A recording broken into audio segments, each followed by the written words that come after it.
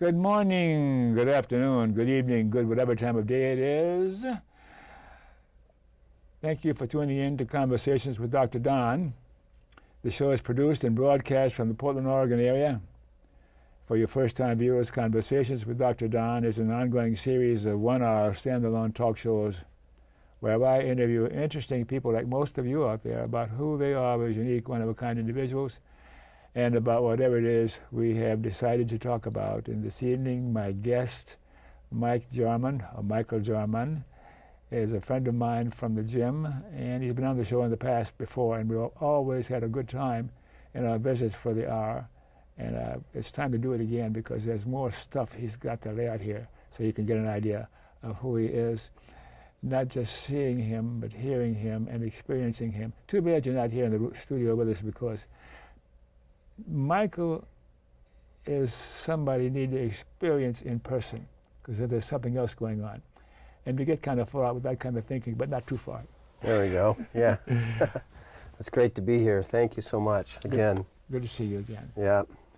How are you feeling right now? I feel great. Yeah. I feel good. Are you nervous?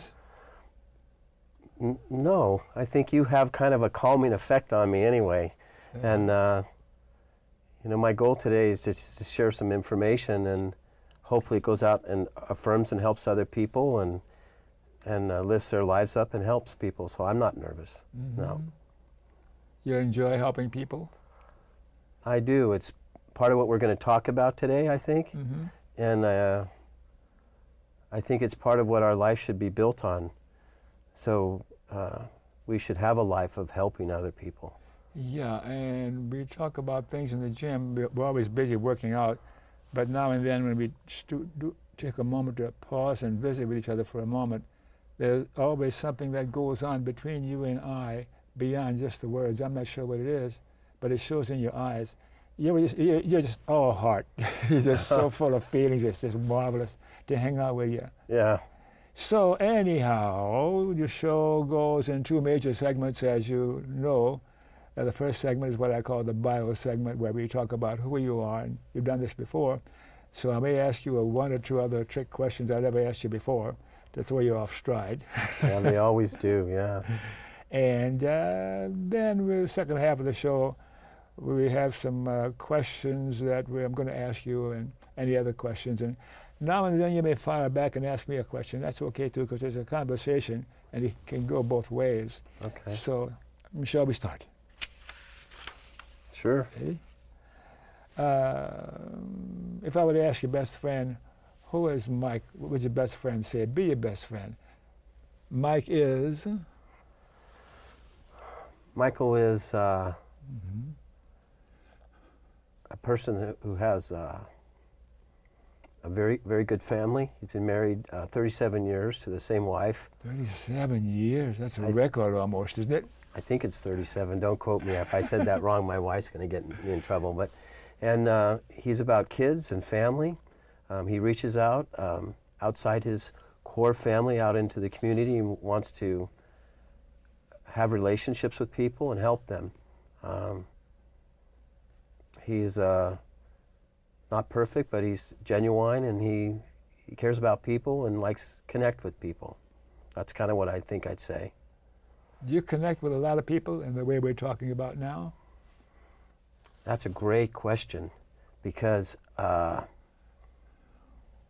think it's part of my life in a way, but it's almost like a gift. So, for example, if I walk down the street, I'll look people in the eye. If I'm in the supermarket, I look them in the eye. And there's this old statement that out of one of the books that I read that I think it was Og Mandino, and he said, look people in the eye and tell them with your eyes that you love them, and you'll watch their countenance lift. I taught it to my daughter, Marcella, and so yeah, I do. I connect with people randomly in the strangest places. I'm not afraid to connect with them. That's why I like you so much, because of your sign. You know, you're unafraid and unabashful to open up your heart to people and share things with them. So yeah, it's a natural part of me. It's a little bit unnerving sometimes. Very true. You can't hide. You can't hide. Yeah. Not you particularly. Yeah. Anyhow, we've had an enjoyable experience through the years in the gym because, as I said earlier, we are so busy doing our workouts. But then when we stop and talk for a minute, we always seem to linger a little longer than just the average hello and goodbye, and that's it. So, and It's kind of hard not to linger when the person gives you a hug on the way in. That's what you do. Yeah, that's true. That's funny.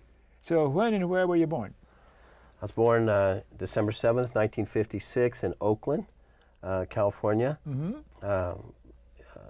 Baby boomer, obviously. And father was a veteran out of World War II, and mother was, actually I got a picture of them I shared with you. I could point that toward the camera. But that's where I grew up, initially in the Oakland Bay area, and then we moved in 1979 up to Joseph, Oregon, way up in a wilderness area. Yeah, and so I went off to college and we settled in Portland over the last 30-some years. Yeah, that's a little vignette of my life.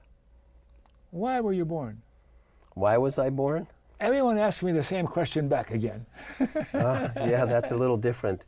Yes. Because where is easy to answer. Yeah. So I think that gets to kind of my philosophical beliefs and somewhat spiritual beliefs. I was born because I think my mother and father came to a point where they wanted to add to their family, and they felt this nurturing element to create another child. But I also think that every human being is born into this world with gifts and is here for a purpose. So God sent me down here to do something with my life, right? And that's what this legacy of life is every person has individual gifts, and they carry it out in a different way. That's why we don't judge others, because we're not to judge what their life legacy is. I neglected to recite the title of this show, The Individual Life Legacy for Good. The Individual Life Legacy for Good, because what's following on now is we're kind of ahead of ourselves, but now they have an idea what we're going to be talking about. There we go. In and out. Okay, and you told me what year you were born? 1956. 56. Yeah. Anything significant about your racial, national, or cultural heritage that's worth telling the guests about, telling the viewers about? Anything significant, or are you just plain white bread? White bread, I guess I'd say. And I wouldn't say anything significant because I frankly see everybody as significant, regardless of what their race and background and culture is. So I wouldn't make anything that I am a significant element. I know my genealogy, where we came from. My father's side came out of England in about the 1850s, and were very affluent in the San Francisco Bay Area. I know roughly where my mother's side came from, back east. Yeah, so I know my genealogy as far back as that. So. And you're a Mormon, aren't you? I am. Yeah. Yeah, so that says a lot about you. You guys have a tendency to really research that kind of thing, your genealogy and what's going on in human culture, Mormon culture. It is, and it's a spiritual side to that, but over the last 20, 30 years, you can see where things like genealogy.com and Roots and all these other things, is the world has sort of caught up on that, and I think it's also into our culture as well. There's a spiritual side to the religion, but then there's also this aspect that, again, of your legacy of who you came from tells you who you are today to a certain extent. Does that make sense? But there's something beyond that. There is. There's a spiritual side to the aspect of the religion as far as genealogy work. I don't know if you want to go into that here. I would just say that there is the root aspect of it, but then there's also this cultural aspect as well, that you know your ancestors, and you know what they did to help impact you, and their teaching has flowed forward to you. And they have a sense of ownership inside you, right? You're not broken off from them in a way. Does that make you follow what I'm saying on that? It's a little different. I think we're going into where I'm going to go next with you, because you said spiritual about 3 times in the last couple of minutes. Now, what does that mean? spiritual means so many different things for different people. And I see a person like you, particularly, it has a more pronounced significance because you seem to dwell on those kinds of things and what's really going on in your heart. There's something going on inside of your spirit. For me, there's a spiritual part of me. I'm not sure what it is, Yeah. but it's beyond just what goes on in my cortex, you know. Yeah. So what does spiritual mean to you? As I've aged, spiritual means greater breadth of what that question is, what spiritual is. I find that spiritual is all people have a capacity to develop spirituality in whatever religion they may be in, and I've felt it from them when I talk to them. So spirituality is a connection with deity, or connection with seeking after to find God and feel you cannot touch it. It's non-tangible, but there is a reality to it. Okay, there's a reality to spiritual promptings and feelings. People feel it in various different religions and faiths, and so we honor all those different faiths that they're connected, and it's that. Just a vignette element on that as Sure. And I'll cap my statement. We had a conversation on Sunday night. Our family meets together and we talk about spiritual things. And my son-in-law said, he spoke of when a baby's born. And when children are born into this life, we have 6, and I brought my other children in to watch the latter ones be born. And I said, watch this.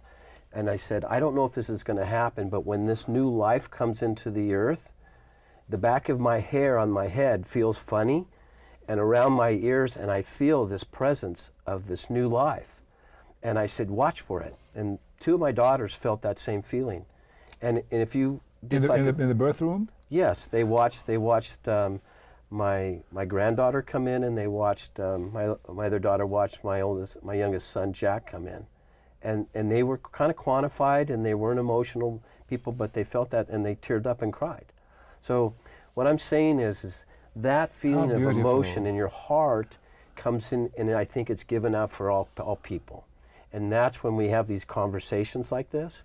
It's a unearthly spiritual feeling coming around, and you go, why do you feel like that when I'm around you? I go, because I feel it from you, because you have that right just as everybody else does.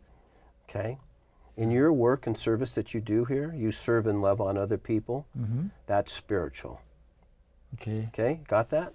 That's I kind of got off on a rant on that, but that's kind of how I feel. Keep ranting. Like yeah. For me, I've had about 19 years of dwelling on this because of my show and like that, you know. And I don't ask that kind of question to everybody, but there's something about a person that the question is appropriate. And for me, spiritual means a feeling and awareness in that, for example, there's a park, national park, and if it's daybreak or the sun's coming up, and I see the sun rising, and I'm by myself, I don't want anybody else around, and I'm just soaking it in or appreciating it. And I don't know how much time passes by. What's the key is that if it's timeless. Yeah. I may have been there by clock time 30 minutes, and I may have been there for 3 minutes, but something happens, I'm transfixed, it's an awareness, a feeling that's hard to describe, it's hard to put words to it, but it's a spiritual kind of experience. Yes. And it goes beyond what's up here, it goes into here. Yes, that's right. And your mind might get quiet, and all the voices and all the distractions go away, and you have a spiritual experience. Yes, that's exactly right. I would say we're talking the same language. Yeah.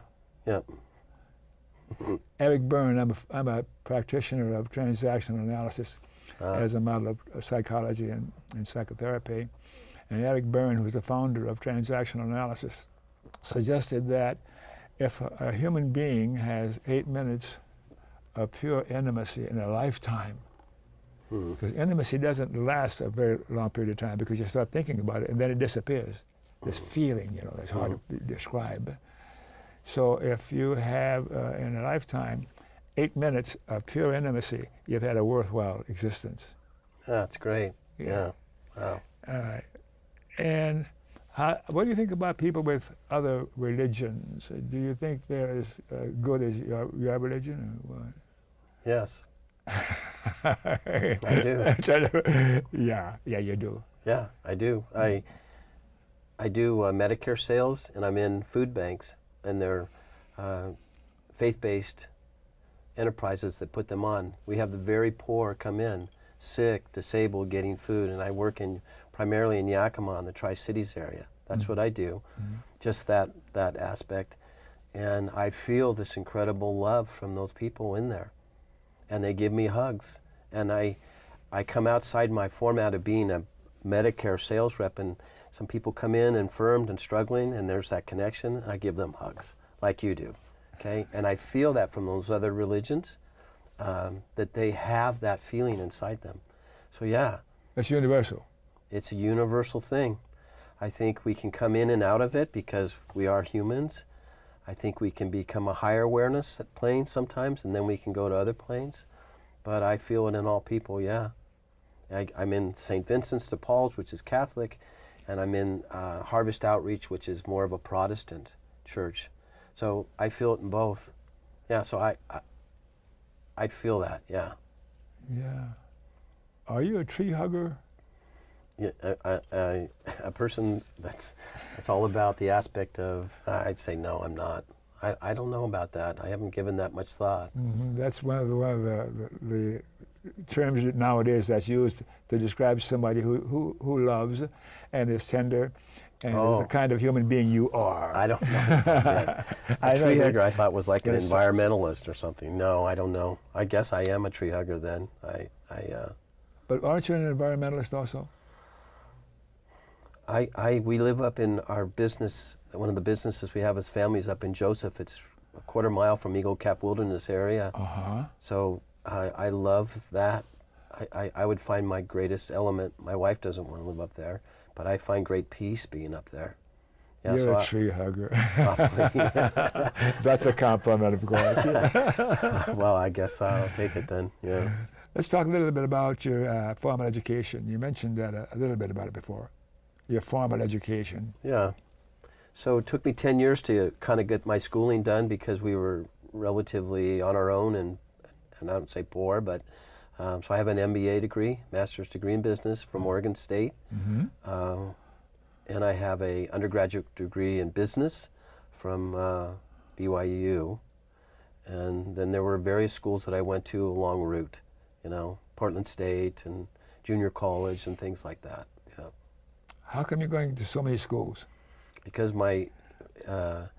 I started at 17 at Diablo Valley College in California, wrestled on the wrestling team, went over to my mission. I'm a missionary from the Church of Jesus Christ of Latter-day Saints, or per se Mormon, to Africa for 2 years. Then I came back and was in Southern Africa and Zimbabwe, and then I came back and pursued schooling, got married, worked, went to school. It took a while to get my education. Yeah. You still getting it? Yeah. Still trying to keep some dust off my fanny, as my dad would say. Trying to still grow as we get older. That's a challenge. Yeah. When are you going to stop growing? I don't ever want to stop growing. Yeah. Ideally, I don't want to get placid in my life. I resist it, and I struggle against it somewhat, So you told me a little bit about what you did in your line of work, and you're still doing it? I am, yeah. And when are you going to retire? I don't know. Because you enjoy what you're doing. Well, we put all of our money into family, and it's the raising of 6 kids, mostly self-employed all my life. So I don't have an Intel retirement sitting aside. I have money in my home, equity, and we have a business in Joseph, Oregon worth a lot of money, but it's tied up in the business. So I might have to work for a while. That's why I stay healthy in the gym. Or that money will cash out as we liquidate our home and liquidate the business one day when I can't run go-karts with my brother wearing T-shirts and tank tops, yelling at kids and taking them off bumpers up in Wallowa Lake, Oregon, yeah. Did you get that physical countenance because of wrestling as a youngster? You're physically in good shape. You look good, man. We should take our shirts off here, but no. You look See good. my belly? No, you have abs. You look great. That's what I'm saying. Yeah, I came out of, we did judo growing up from 8 years old to like 18. And then I wrestled in high school and college. And then it's our value system to stay healthy. Yes. Early in life, we set visions to stay healthy all our lives. And so we eat healthy, we live healthy. We try to minimalize our life from stress and from acquiring things and stuff like that. Yeah. So it's a vision quest to stay healthy. Yeah. So did you ever drink too much or smoke cigarettes or do any heavy-duty drugs or anything like that? I've never done any drugs. I know. I can see your face. I never smoked. In high school, my senior year, I went out with my wrestling guys and drank a little bit for probably 6 months, and then I felt I changed my mind and repented from that. And also, my mom died of alcoholism, so I didn't see any future in that. So it's not something that I think I would do today, regardless of my faith, right? Because we had that tragedy. My mom died when I was young, out of alcoholism. Oh, wow. Yeah. That seems to be a genetic characteristic that passes from generation to generation. It may skip a generation. Yeah. Those kinds of things you inherit. I think so, as a stress reliever or trying to figure out how to cope with life. Yeah. So my brother's not a member of my faith. He doesn't really drink. I've seen him, he drank, I think, last summer, and it was hilarious. I'd never seen him get a little buzzed, and it was really funny, but we don't drink as a family. Really. That was funny, though. So you talked about your children, and there's 6 of them. 6, yep. And what are they about? Just briefly. Each of them are basically pursuing their lives. That's what we taught them. Are they Mormons? Technically, yes. One of my daughters doesn't follow the faith, but we've given her free agency to choose and love her, regardlessly, unconditionally. So they are members of the church. We call it the Church of Jesus Christ of Latter-day Saints. Oh, yes, yes. But the colloquial name is Mormons. So yeah, of course, yes. The oldest boy works for Vivint. Skylar, my daughter, Shayla Ray, runs a cosmetic store in the mall up in Tualatin. McKenna lives out in Hillsboro with 3 grandchildren. And Austin's going to school, pursuing his degrees to become a dentist. So they're all about their lives. And Marcella's working with our son-in-law in the restaurant business. And Jack's our 16-year-old going through high school. We give them that freedom to pursue their lives, and so they're out doing that. Is he a wrestler? No. Well, one of my sons, Austin, was a wrestler. Yeah. And then checking on the generic heritage that you're passing on again. Yeah, that's right. Yeah. And political persuasion. Are you left, right, or center? Sometimes someone has an answer to that, and sometimes they don't. I'm not sure who I am. I'm not a liberal, but I believe in some policies, and I'm not a Republican, and there are some conservative elements that I have. I have an overall general distrust of the government to manage me and to some of the things that the government does. And it's a different topic, but pursuing war around the world and doing a lot of things I don't believe in. Putting our country in debt. I mean, I have a lot of political beliefs. Sure. I think less is probably libertarian in a way. I think less government intrusion upon our lives would be much better and give us the freedom to do what we wish with our good common horse sense. So I have a different background of political beliefs, but it isn't tied into one left or right, etc. I don't see myself that way. Do you guys hug each other in your family? We do. We have we'll say to each other, We love you, sure love you. The kids will say that as part of our aspect of communicating regularly. When we get off the phone, when we talk to one another, it's said a lot in our home. Yeah. Okay, saying, how about actually hugging like we do in the gym? Does Yeah, that we happen in do the family? before they leave. Yeah, we do actually hug one another. Yeah, that is part of our family, that aspect of physical touch and hugging, both culturally but then impromptu. So if I felt like you walked by me today, that's hilarious because that's what it was. I need my hug from Dawn. You walked by, walked 2 steps, came over and gave me a hug. Yeah, and we both connected on that. So yeah, I believe in impromptu hugs, just like I give the people hugs in my work that you can tell are travailing through their health or something. Just a feeling that you love them and support them. Yeah. Thinking about human beings that you've known through the years that you particularly admire, look up to, any names come to mind? Relatives or maybe not relatives, important people to you, to your whole life and being? Not just political people, but whatever else. You asked me one time in one of our interviews who my heroes were, and I mentioned it was Nelson Mandela twice. And I thought about it in the context of this. I'd say the people who have set legacy examples for me. My dad. My dad's a hero. Oh, why do you say that? My dad was a common man, but if you're up in Joseph, small community of 800 people in one city, 2,000 in Enterprise, a local adjacent city, they'll go, I know your dad. He was this guy. He always whistled. He was always optimistic. And by the way, did you know that he helped this person in my life? He was a great person. And yet you wouldn't have seen it from his demeanor or how he carried himself. He just reached out in this sense and loved on people and helped them and was vibrant about his life. My wife's mother is a great example to me. That makes me emotional because she passed away recently. Yes. But she just loved on all of her grandchildren and she was vibrant about her life. So I have people like that. Yeah. People that set examples for me, encourage me to try to stay strong to what I believe in. Yeah. You're an example of that. Be frank. Thank you. It's very true.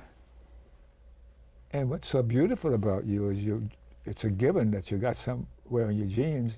You're so sensitive and so available to not hide what's going on inside of you. You don't hide it. You see it in your face, in your eyes, and your tone of voice. And it's connecting. It's intimate. Yeah. I believe in that. That's one of my core values.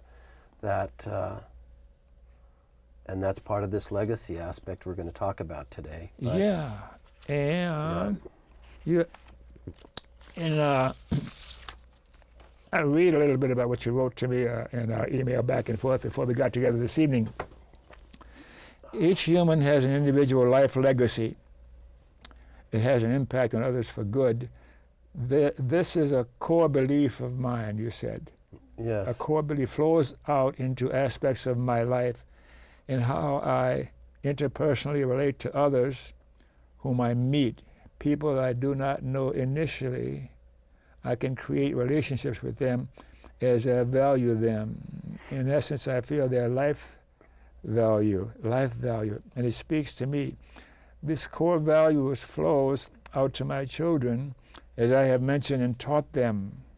I have impacted other young people in my life from an early age as I looked at their value not as children to be condescended to, but rather as beings of value that would mature. Correct. My impact would flow out into their lives. Those that may be marginalized in society, correct, the poor, ill, homeless, I reach out to and have empathy for and seek to impact them and lift them. That's very true, yeah. How'd you get to be that way? That's a great question. That's one of your darn tough questions. Wow, that's a tough question. Sure. And sometimes the answers aren't there, but it provokes thought later on? I can answer that question. I'll try to be brief because I have a tendency to see all these different points of, okay, so I think people were born with inherent gifts of empathy. Some may have that empathy. In a family, I can see different gifts of our family members. So I think some of it might be inherent, okay, or gifted. Something that came from your parents, or something the way you're mentally, emotionally made up. But then I think also the other part of it is it comes through choices and effort. So choices to, for example, be calm and peaceful and meditate and hear and look at yourself looking at yourself, as I would say to my kids. Look at yourself looking at yourself.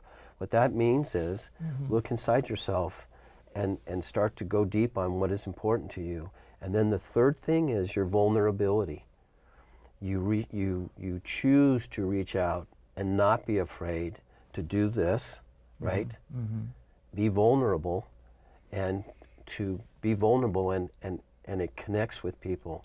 And as you do that over time, it gets easier and it becomes like a skill set for you. That's natural for you. It's not contrived or faux in any way, shape, or form. So I think it comes from that. Gifts, meditating, feeling, who am I? What do I want to be in my life?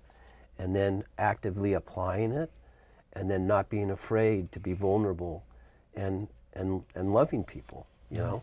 I think the love aspect takes you and does some crazy stuff sometimes, you know? Yeah. And following your inner heart and what prompts you to do what you need to do. Let's take a few minutes break here and gather our energy here for the next half of the show. We'll talk about these other questions that I want to ask you about. Break time.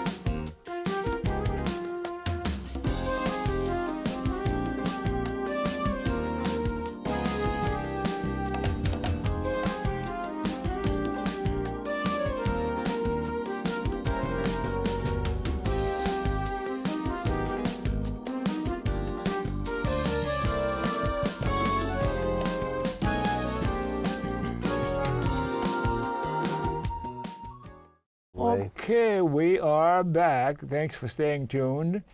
And for you viewers who missed the opening of the show, Conversations with Dr. Don is an ongoing series of 1-hour standalone talk shows where I interview interesting people like you about who you are and as a unique, one-of-a-kind individual, and about whatever it is we decided to talk about tonight. We're talking some more about the individual life legacy for good. Individual life legacy for good. I want to ask you a couple of questions about that. What is an individual life legacy, in your own words? An individual life legacy. We've talked around it about it, but I'm not sure we can move on. Individual life legacy. So I read a lot, and one of the people that would make a concise answer to that would be Stephen R. Covey, 7 Habits of Highly Effective People, and multiple other books that he's written. Yes. Quoting him, he talks about what would be said on your tombstone at the end of your life. What would be a true eulogy of your life, okay? Encapsulated, because people look, Covey says, look to the end of your life as to what you want it to be, and then back into the means, okay? So a legacy would be, what are your really strong gifts and values? What do you really believe in? And then kind of like we would take this like a camera, and we would take it and we would bring it in focus, right? we're all a little bit like this. We have some duplicity, we have some weakness, but we would try to make it like this. So those things that we fully believe in, we lived vibrantly. And at the end of our life, we tried to live to those core values. Okay? And that would be your legacy, and you transmit that to the family and other people who come in contact with. Correct. And by your intimacy, they sense it more than just share it in our brains. Huh? Correct. So we would term it in our family, using our terminology, it's like I would say it's two analogies, like a fish in a fishbowl. They're in it, but they're not aware of the water. So they're feeling these things, but or like a culture in a petri dish. It's immersed, and we're growing these cultures in our families without really being fully maybe preaching it or teaching it or actively communicating it. They feel it and they grow up in that environment, and it has the potential to lift them and help them, okay? But you follow me on that? I think so. Yeah. So it's a culture, like you said. They feel that, yeah. It's amazing because I disappeared from you for a moment because I was thinking on my tombstone. Yeah. But I don't want to lose track of what you're saying, because what you're saying and what I'm seeing in you is more important. So I want to tell you what I would like to have on my tombstone. Yes, I would like to know that. Here lies Don Baham. He walked the talk. There you go. Yeah. And if you see me straying from the path and not walking the talk, help me, remind me I'm still human. So I get to ask you a question, right? You said I could ask. Of course. I'd ask one. As many as you want. So what is walking the talk to you, Don Baham? Because what I see, I'm just curious, what I see and what I've watched you walk your talk, I'd be very, very curious to know what that means to you. I think it would solidify my perceptions of you. It's because I spend a lot of time thinking about things that I think are important. Maybe it's genetic or whatever it is. And love is a misused word. Yeah. But to experience what that means deep in my core, in my spirituality, I have ideas about what's right and what's healthy and what's good. Yeah. And these ideas are one thing. But to live my life and put those ideas into practice. And live them. Correct. Walking the talk. Yes. It's easy to just give platitudes. Yeah. Yes. It's easy to go from here, but to go from there, Yeah. love, be kind to even unkind people, because I feel so good. Being kind to others? Yeah. Yeah. Yeah. I do. Yeah, I see that in you. That's good. And yeah. it happens. I can go on and on forever about in public places and supermarkets and like that, where now and then someone is available for something about them. They've connected with me. Yeah. And there's something that goes on between our eyes and the connection. Yeah. Particularly little old ladies, little white-haired old ladies, you know. And they curious. get all juicy eyes, you know. And just, oh, wow. That's funny. Oh, that's good. Yeah. Yeah. So now, individual life legacy, what do you mean by for good? You talked about things for good. I think it follows what you just said, okay? It's the application. So an example where you read that about the disenfranchised or the homeless or the sick or those struggling. So for good means to, that's hard to articulate, but it's to do righteous deeds, to do something that is just has an inherent, we don't have to overanalyze the goodness in it. So if you see someone that's struggling, you don't drive by your car and just, move by. You might go back. I used to carry things in my car in case someone was broken down. I had all this stuff to help them. Okay, well, why do that? Because it's good. Because you're good, because you're applying what you said. We brought homeless people into our home. That's a whole vignette story where we brought Nathan and Christina into our home. She was pregnant, it was March, it was snowing, and I called my wife, there's a longer story to it, and I said, I'm bringing them home. They stayed in our home for 6 weeks.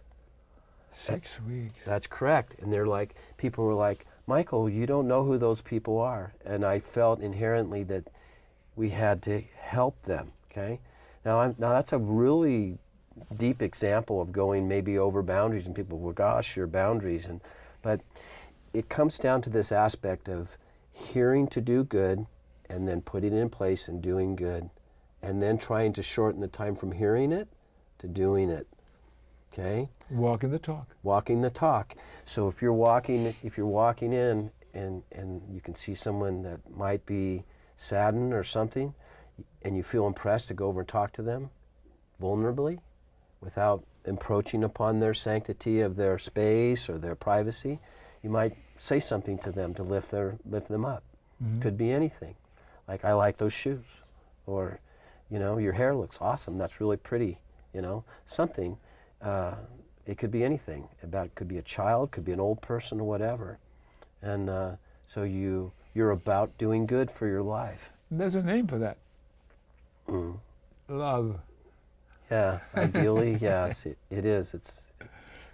It carries with it difficulties because it opens up the Pandora's box. It makes your life chaotic. It can be less structured. You do not live like an engineer blocking out your life, right? Your life can go off on tangents as you serve other people, and it can get messy, right? Mm-hmm. Yeah. So even if they're unkind. correct. Yeah. That's good. That might beliefs. How do you give your core beliefs and values to your children? How do you do that? Can you think of any examples? This is quite challenging, I'm sure. You got a whole group of children there. So you got some pictures? I'll bring this up and I'll point this at the camera. Yes. So this is something that was created by my kids. Uh-huh.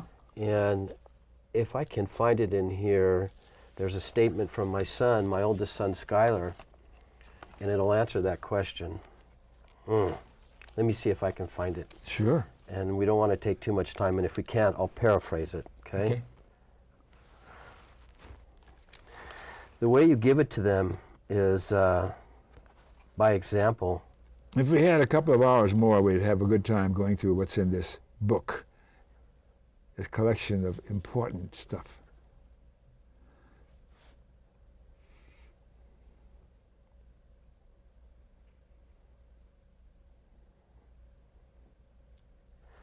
Okay, so here's the latter end of his written statement. He wrote me, he said, "Dad, your legacy is your life."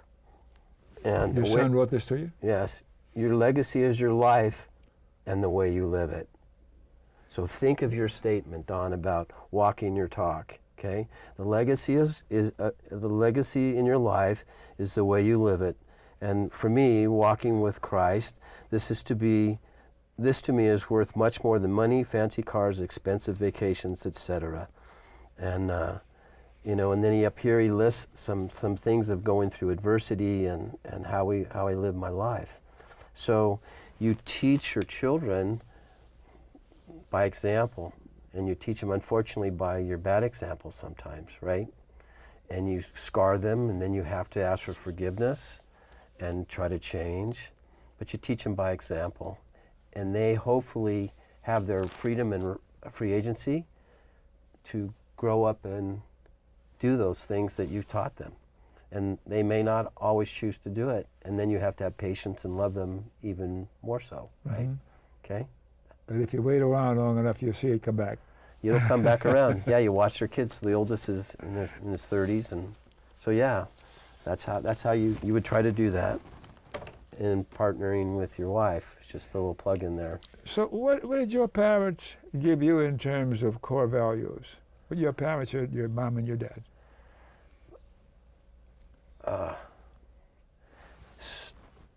So here's a picture of my parents right here. Yes. Right here. This is a 1950 at their wedding. I don't know if you can see this, but this is in a 1950 Mercury. That's beautiful. Look at that. Yep. Very, very awesome. Handsome couple. You got to mention that car. What year is that car? That's a 1950 Mercury. Yeah, and they got married in the Bay Area. So let's go and specifically answer those questions. my mother taught me gentleness and I think empathy, and she was somewhat of a perfectionist in a way. House was perfectly neat, which is the way I am today. It's a hard thing to live with me, with my wife. She practiced ballet. She danced in, I think it was the Palace of Fine Arts in San Francisco when she was 16. She did it for like 10 years. So she had that discipline. Very beautiful. She taught me to go after my life, to try to make something of my life. My dad taught me creativity and service to people, and I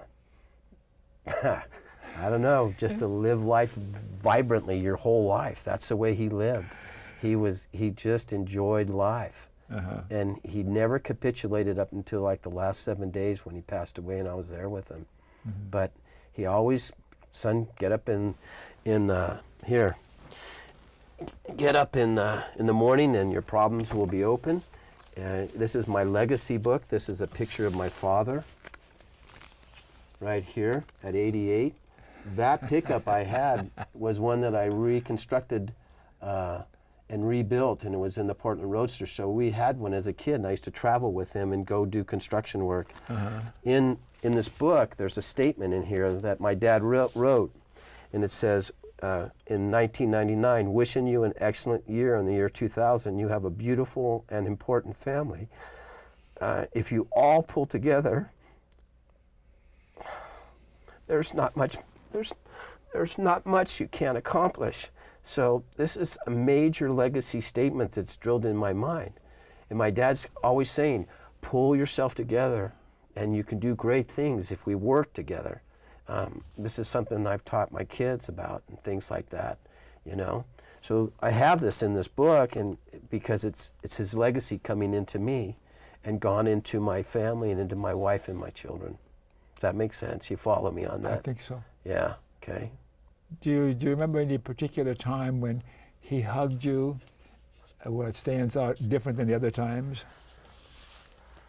My dad, in our family, my dad, we grew up with a family of non-huggers. Oh. And we broke the cycle about when I was 18.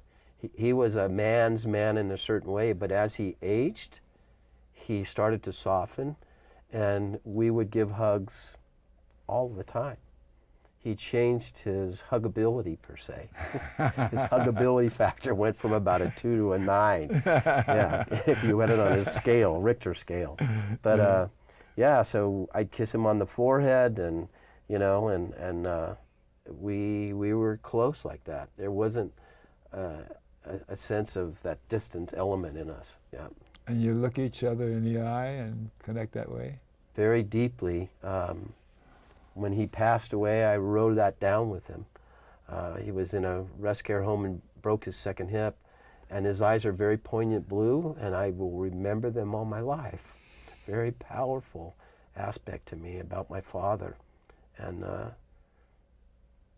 very powerful impact on me as far as his legacy, and to my brother, and to my sister, and to his grandchildren. So he was a good man?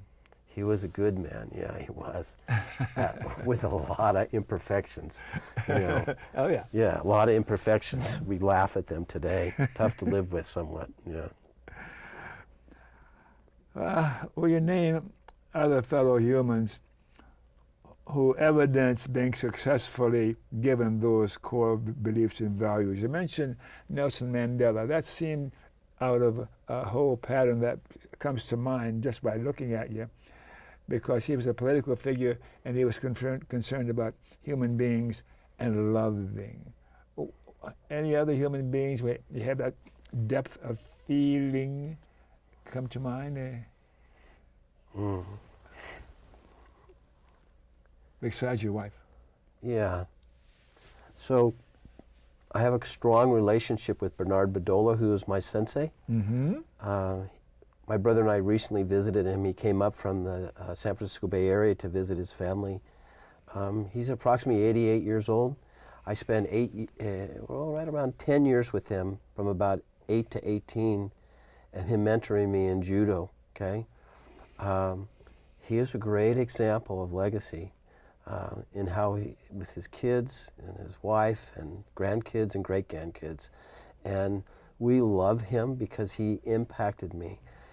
Every Tuesdays and Saturdays, we'd drive 24 miles from Walnut Creek into Oakland, and he put his life into me. I keep in touch with him. I have a wrestling coach. These are generic things to me, not like Nelson Mandela, but I organized a wrestling breakfast, and we got people from all over the Bay Area to come, and we surprised him after 30-some years.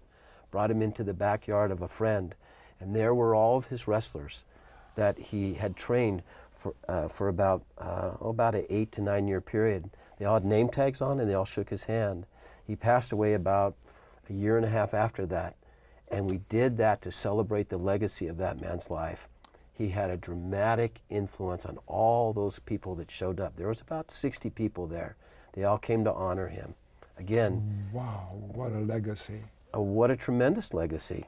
And some of us hadn't seen him for those 30 years.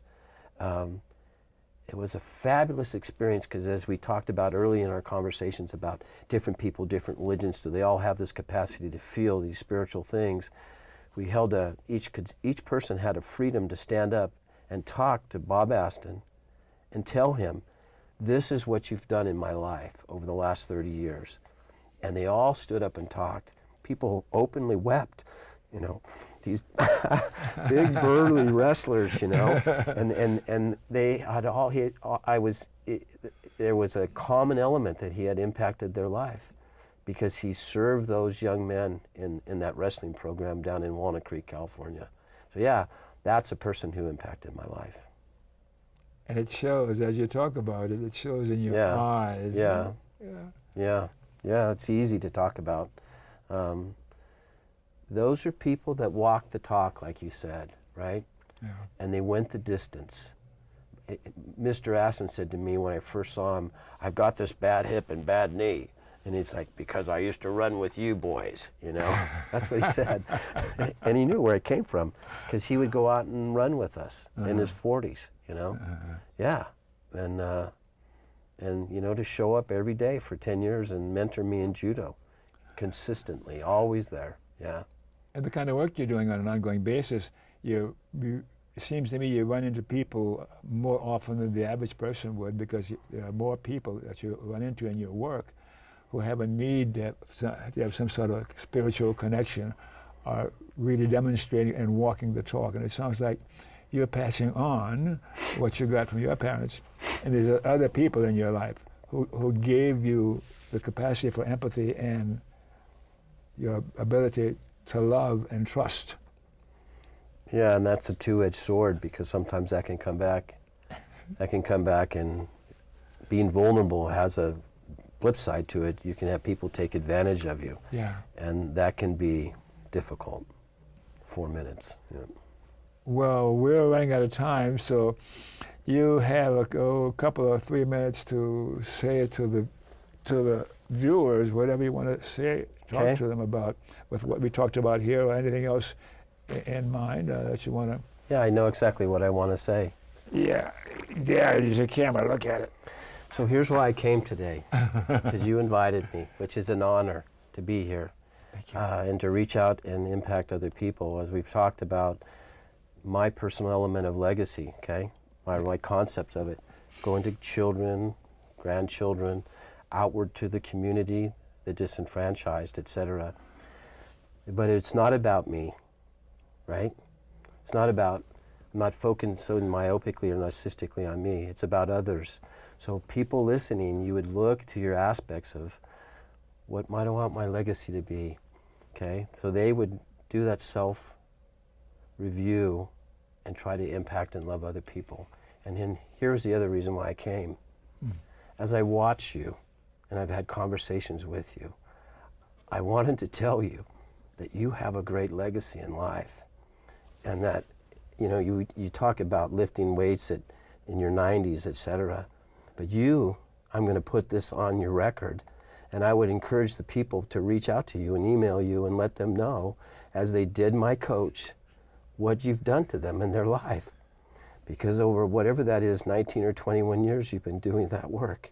And there's been massive amounts of aspect that you've impacted people's lives.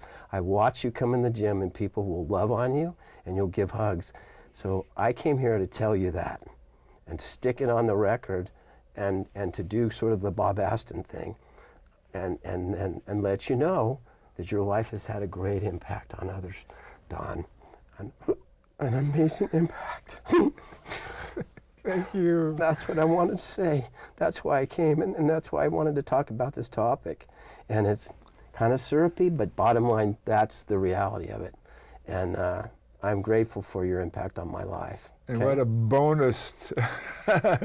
Thank you so much for that. It's true, and I think you'll find out that people will validate that that's true. And I hope that they would email you and write you or whatever and go, dude, that's true. You've helped my life. Your life has great meaning. Thank you so much. You're welcome. Well, a couple of PSAs. We've got time for a couple. Public service announcements. To learn about The Nation, go to thenation.org. It's a publication that's been around for many, many years. It talks about things that are important for human beings and how they should relate to each other. And the ACLU, the American Civil Liberties Union, I belonged to the ACLU for 40,000 years, I think. Without the ACLU, our civil liberties would be further down the tubes than they are right now. We got to protect and defend our civil liberties. We got to end corporate personhood. I'm getting political here. That's all right. So that we can say that corporations are not persons. They're not. And money is not speech. Go to movetoamend.org. and to learn more about amending corporate politics. Thanks for watching. And remember KFC, and not Kentucky Fried Chicken. This is Dr. Don's KFC.